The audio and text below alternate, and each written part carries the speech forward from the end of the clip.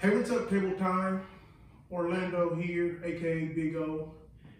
Haven't seen you in a while. Been a while since I made a video. Got busy with a lot of this COVID-19 stuff and my business outside of just putting these videos out. So I want to talk to you today about something that I think is pretty important for anybody who's trying to learn to play this game a lot better, and that is balls that are frozen to the rail. Now, when a ball is frozen to the rail, the common misunderstanding that I've heard people say is that you're trying to hit the ball and the rail at exactly the same time. And I believe that if you do that exactly the same time, if you're coming in at an angle, what's going to happen is you're going to push the ball into the rail, because if you watch the video on throw, you know that when the ball passes the object ball, it throws the object ball in the direction that the cue ball is traveling. Let me move this out of the way. So what I'm saying is, if the cue ball is traveling this way, when it hits the one ball, it throws the one ball in the same direction that the cue ball is traveling.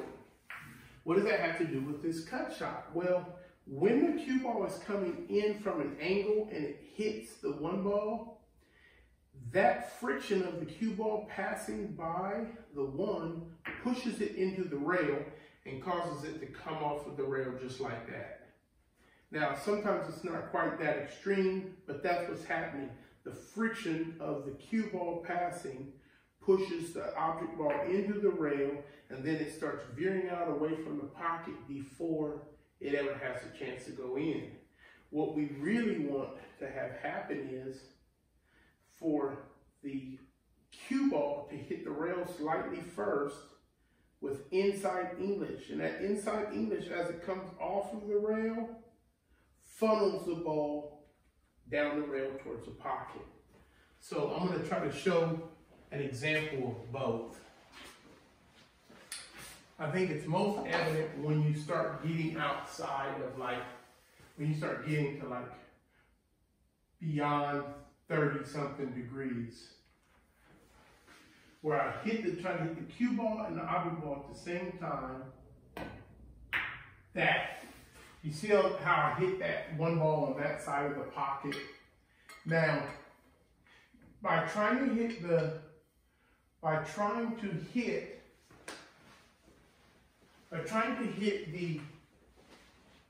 object ball and the rail at the same time, I believe you can give a better go at it than what I just gave.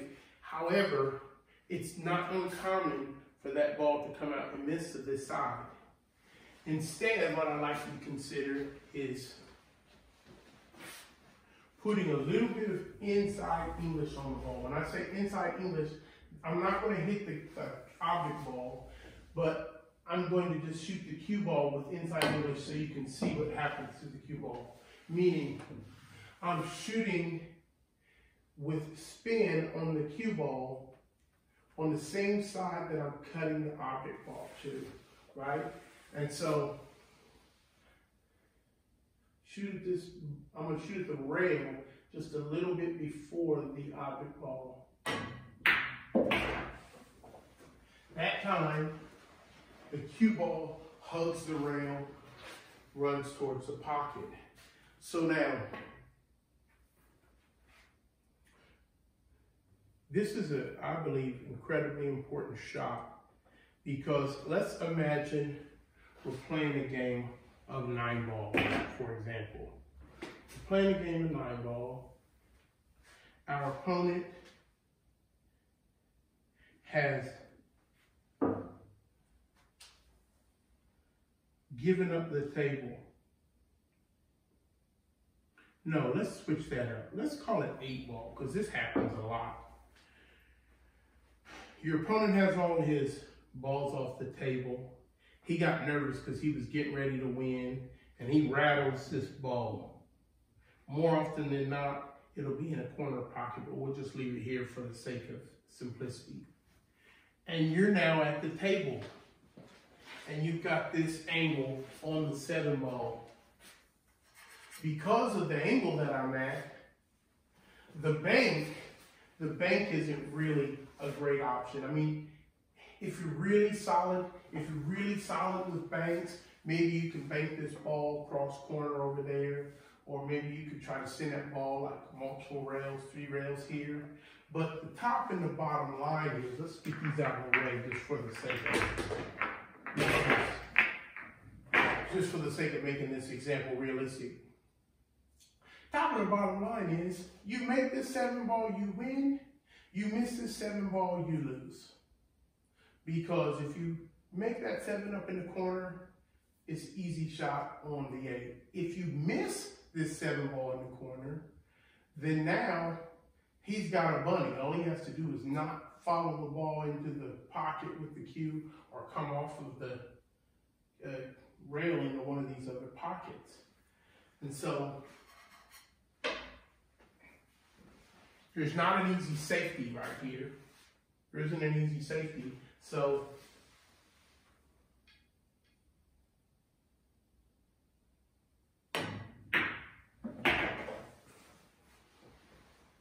there you go. Shoot that ball. If you know how to run it up the rail, then it could be the difference between winning and losing the game. So now I just want to give you one more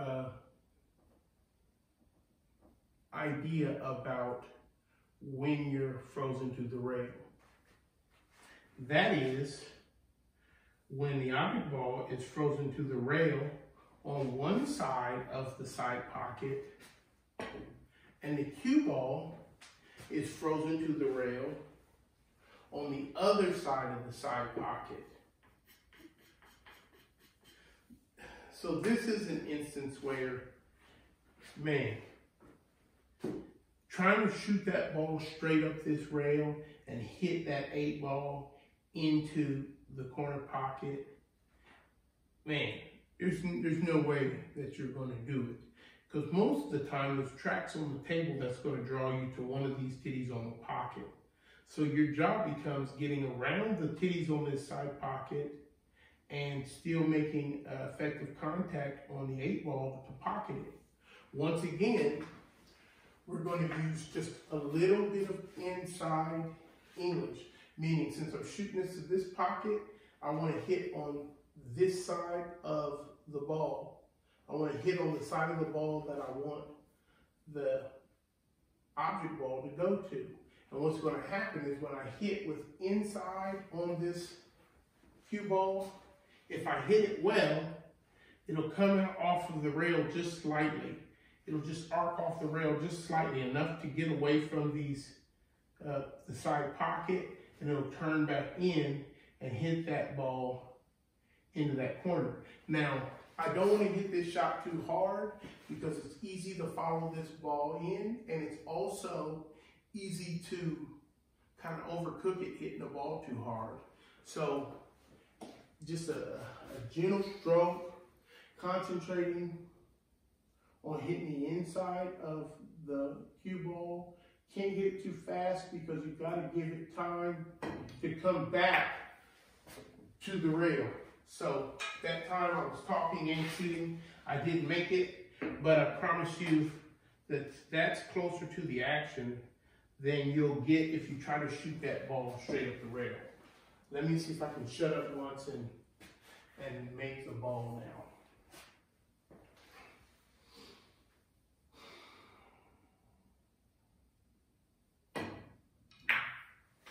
There.